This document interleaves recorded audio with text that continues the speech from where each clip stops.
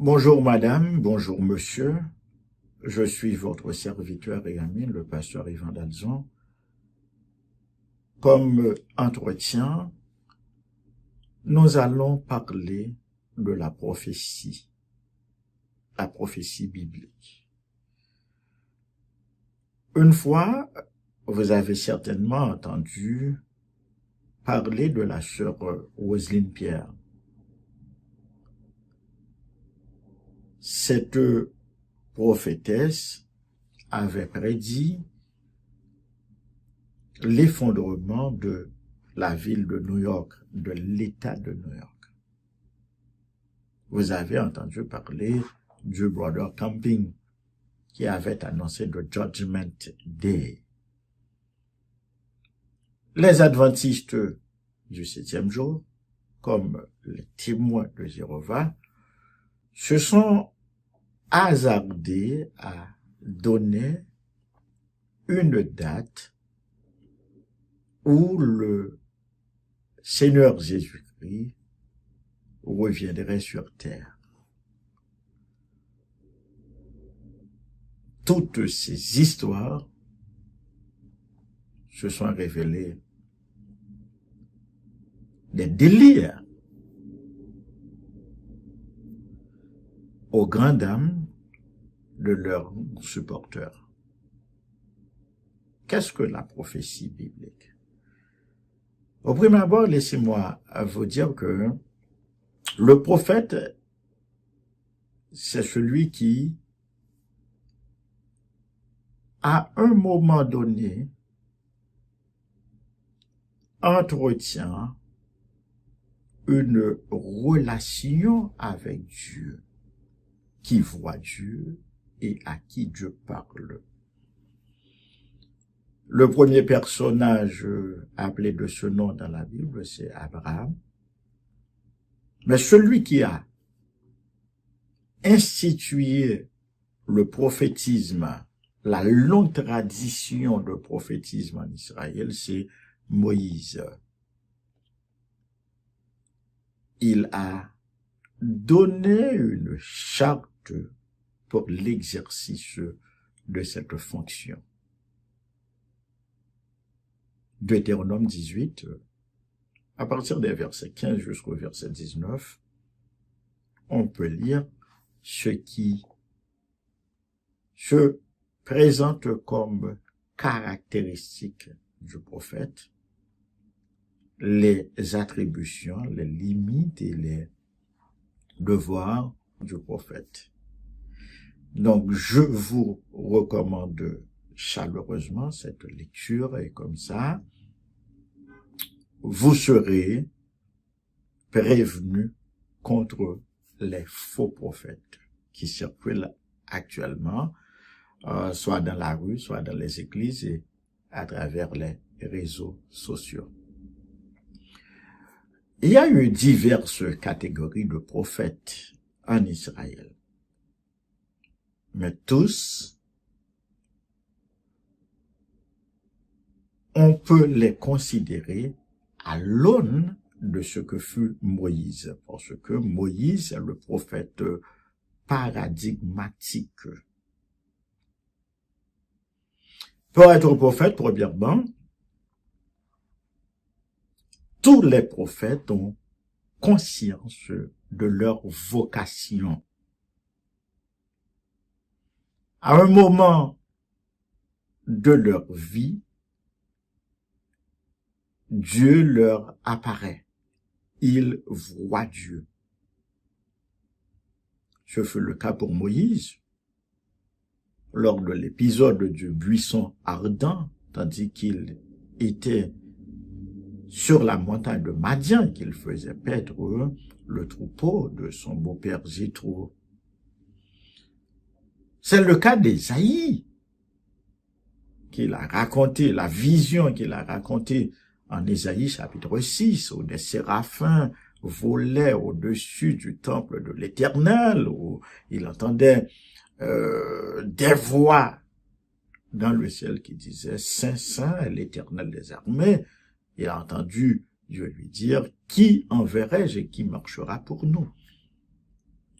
Jérémie raconte que le Seigneur lui a dit, ne dis pas, je suis un enfant. Je te connaissais dès le ventre de ta mère. Je t'ai appelé pour être le prophète des nations. Jérémie 1, verset 5. Deuxièmement, le prophète se définit par son éthique.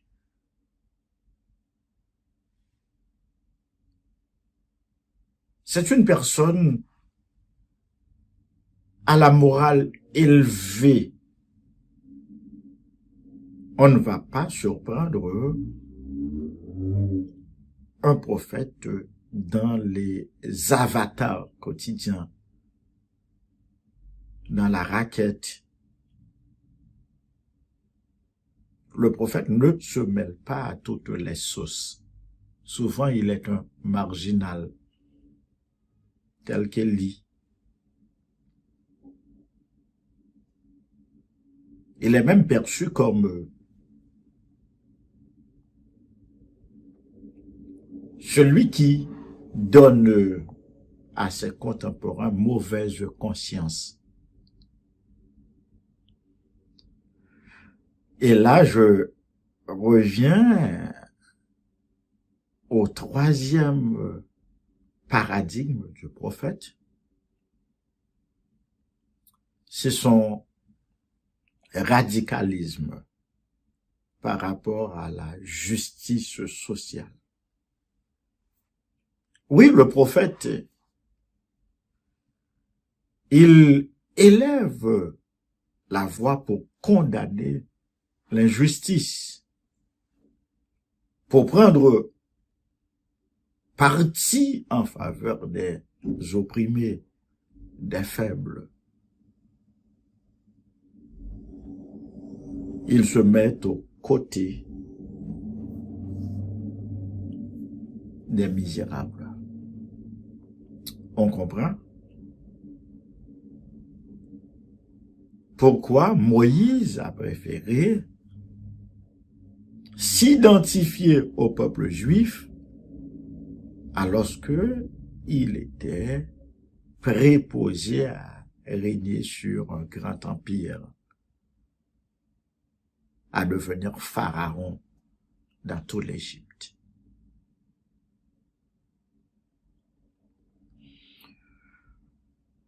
Quelles sont les diverses catégories de prophètes? Il y a des prophètes que l'on appelle le voyant de l'Éternel. Par exemple, Samuel, à chaque fois qu'Israël devait consulter Dieu sur une question quelconque, l'on disait, allons consulter le voyant de l'Éternel. On peut comprendre que le prophète, c'est celui qui voit Dieu. Le faux prophète, c'est celui qui ne voit rien du tout. Il y a des prophètes écrivains. On a 17 livres prophétiques dans l'Ancien Testament et un livre dans le Nouveau Testament. Il faut bien distinguer le prophète écrivain de ceux-là qui n'ont rien écrit du tout. Par exemple, Élie n'a laissé aucun ouvrage après lui, de même qu'Élisée, aussi bien que Jean-Baptiste, le dernier des prophètes.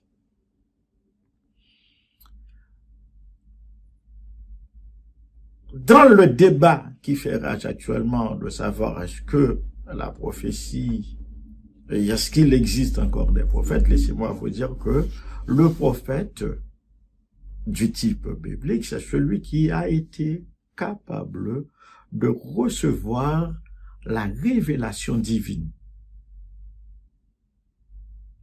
et de la communiquer sans erreur à des générations d'hommes. Comprenez? Autant où Dieu a appelé Abraham, autant où Dieu a appelé Moïse, il n'y avait pas de magnétophone, il n'y avait pas de cell phone, il n'y avait pas de tape recorder. Il n'y avait aucun support matériel pour écrire. Et ça, c'est encore le miracle de la révélation, le miracle de la foi, que des hommes tels que Jérémie, Ésaïe, le livre du prophète Ésaïe comporte 66 chapitres. Comment ont-ils fait pour transcrire ces paroles avec le peu de moyens qu'ils avaient à leur disposition? Lorsqu'on me dit qu'il y a des prophètes dans nos jours, je pose comme question, qu'est-ce qu'il y a sur la révélation biblique que je dois savoir que les prophètes, soi-disant prophètes actuels, peuvent me révéler d'autres? Moi-même, je mets un grand point d'interrogation, pour ne pas dire carrément qu'il n'existe pas de prophète de type biblique. Je parlais de voyant, le prophète voyant, je parlais de prophète écrivain. Il y a des prophètes faiseurs de miracles. Élie et Élisée. Élie a opéré 7 miracles. Élisée en a accompli 14. Et Moïse, vous savez, le livre qui contient le plus de miracles de la Bible, c'est le livre de l'Exode. Et de même que le livre du Nouveau Testament qui a le plus de miracles, c'est le livre des Actes des Apôtres. Donc, il y a des prophètes de type faiseurs de miracles, il y a des prophètes de type guérisseurs de malades. Cela dit entre les guillemets, cela dit en passant, Jean-Baptiste n'a accompli aucun miracle. Cependant, Jésus a dit qu'il est le plus grand de tous les prophètes. Jean-Baptiste a fait la transition entre la loi et la grâce. Il est de tous les prophètes, de toutes les générations d'hommes, celui qui a vu s'accomplir sa prophétie. Et là, c'est assez réjouissant pour nous autres membres de l'Église. Nous annonçons, sans le voir encore, notre Seigneur et Sauveur Jésus-Christ. Et bien sûr, le moment va venir où nous serons recueillis en sa présence et nous le verrons face à face. Et nous le connaîtrons tel que nous avons été connus. Ça, c'est notre douce espérance. À côté des prophètes, les écrivains, il y a des prophètes historiens. Et encore, c'est défini par Moïse. On a souvent consulté ces prophètes sur un fait d'histoire. Daniel a été consulté par Nebuchadnezzar, par Darius, par Belshazzar. On a même dit, c'est conseillé par Daniel que Darius a pris le décret autorisant les Juifs à revenir en Palestine.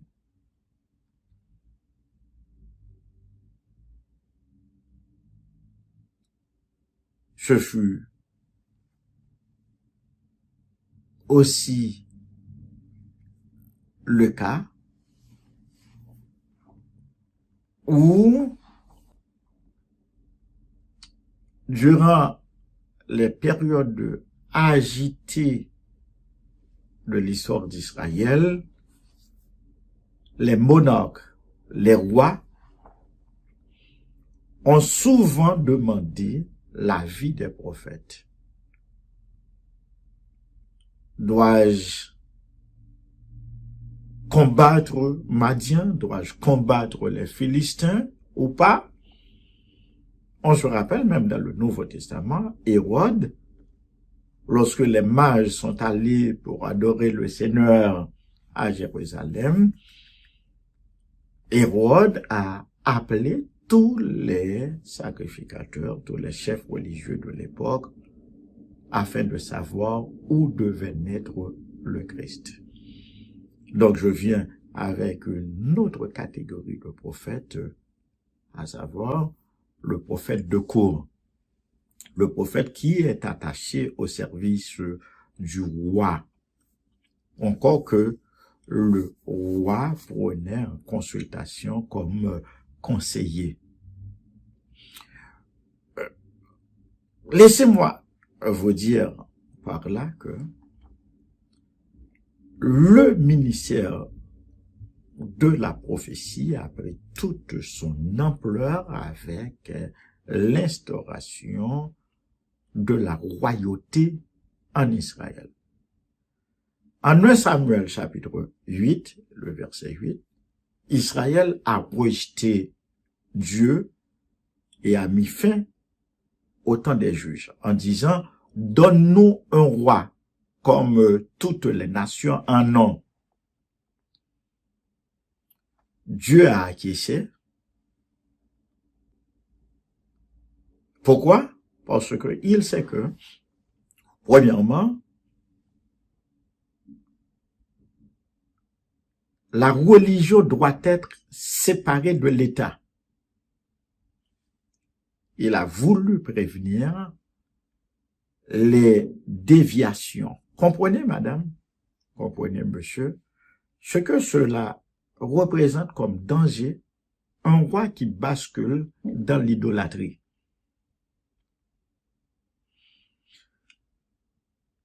Il y aurait comme conséquence, eh bien, que ces sujets, que tout le peuple, eh bien, suive l'exemple de ce souverain et abandonne l'Éternel. C'est pour prévenir ce cas de figure que, à côté des rois, Dieu a parallèlement institué le ministère prophétique en Israël. C'est pour cela que, comme sentence, il était courant de lire au récit des rois, un roi de rois, un chronique de chronique, et même au deuxième livre de Samuel, on pourrait lire comme sanction, tel roi était bon s'il marchait d'après la parole de l'Éternel annoncée par le prophète, et tel roi était mauvais s'il mettait de côté la parole de l'Éternel.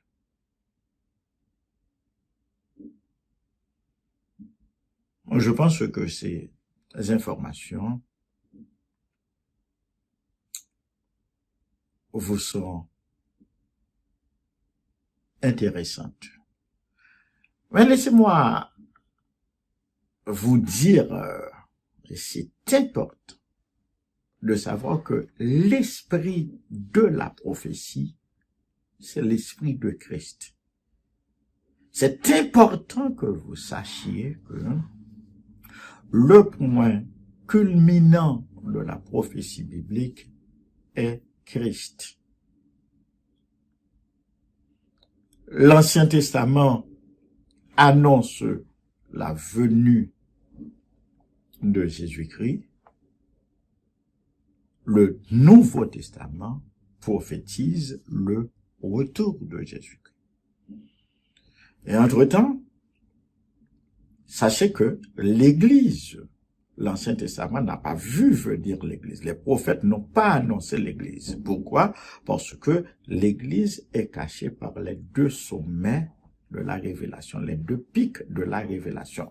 Le premier sommet de la révélation, c'est la première venue de Jésus-Christ que tous les prophètes de l'Ancien Testament ont annoncé. Vous savez que il y a plus de 300 prophéties qui ont été émises quant à la naissance du Sauveur du monde, du Christ.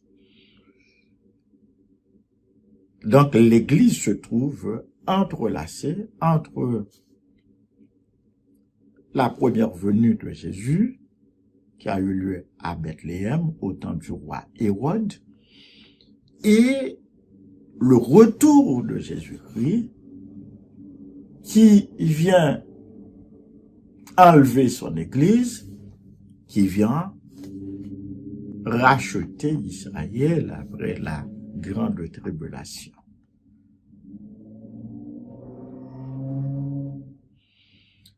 En lisant la prophétie biblique, il importe de se dire ce que le prophète dit sur Dieu, ce que le prophète dit sur Israël, ce que le prophète dit sur la justice, sur le Messie et sur le royaume messianique. Comment interpréter la prophétie biblique? Il y a eu des prophéties qui ont été faites et qui ont eu leur accomplissement, qui ont eu un accomplissement immédiat. Il y a eu des prophéties qui ont eu un accomplissement partiel. Et il y a d'autres prophéties qui attendent de s'accomplir. Parmi ces prophéties, il y a bien entendu le retour en gloire de Jésus pour enlever l'Église. Certainement, vous avez entendu parler de la prophétie des 70 semaines de Daniel.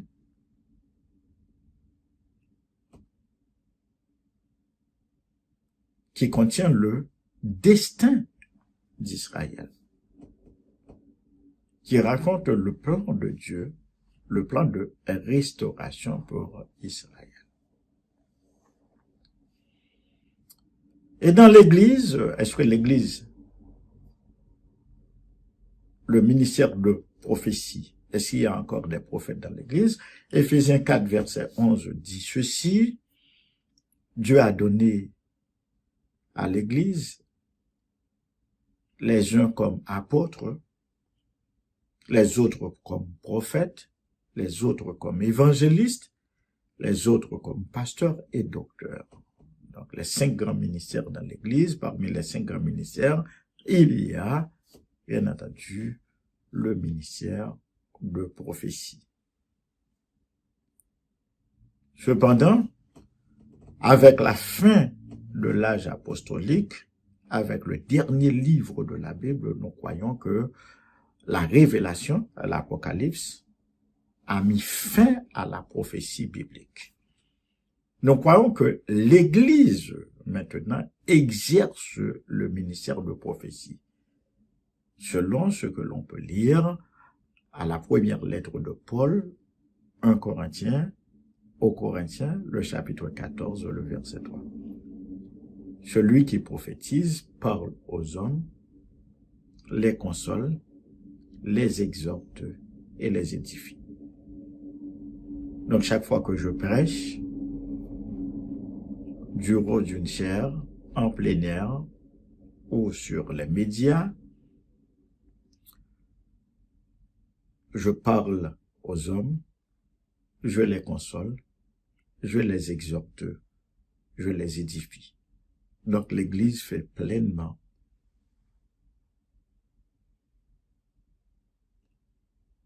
fonction de prophète, rien qu'en accomplissant cet office dans toute la vérité. Et je vais finir avec cette vision où, lors du baptême de Jésus, en Matthieu chapitre 3, versets 16 et 17, et aussi lors de la transfiguration, sur la montagne de la transfiguration, où les auditeurs ont entendu la voix de Dieu qui leur a dit: celui-ci est mon fils bien-aimé, en qui j'ai mis toute mon affection, écoutez-le. Lors de la transfiguration sur la scène, telle que décrite par Matthieu, on a vu Moïse et Élie s'entretenir avec Jésus au sujet de sa mort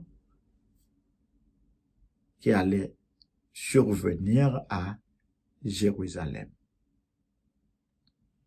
Pourquoi cette vision fait-elle sens pour nous dans cette étude? C'est que Dieu a bien voulu faire comprendre que le temps de Moïse est révolu. Il n'est plus question pour l'Église d'observer la loi de Moïse. Le temps des prophètes, aussi symbolisé par Élie, le roi des prophètes, le prophète ardent, le temps des prophètes est aussi révolu. Je ne parlerai plus désormais ni par Moïse, ni par Élie, mais maintenant je parle par mon fils. Celui-ci est mon fils bien-aimé en qui j'ai mis toute mon affection. Écoutez-le. Et comment Dieu parle-t-il? Dieu parle à travers les prophètes, par les songes, dans des visions de diverses manières, mais la révélation par excellence, c'est Jésus.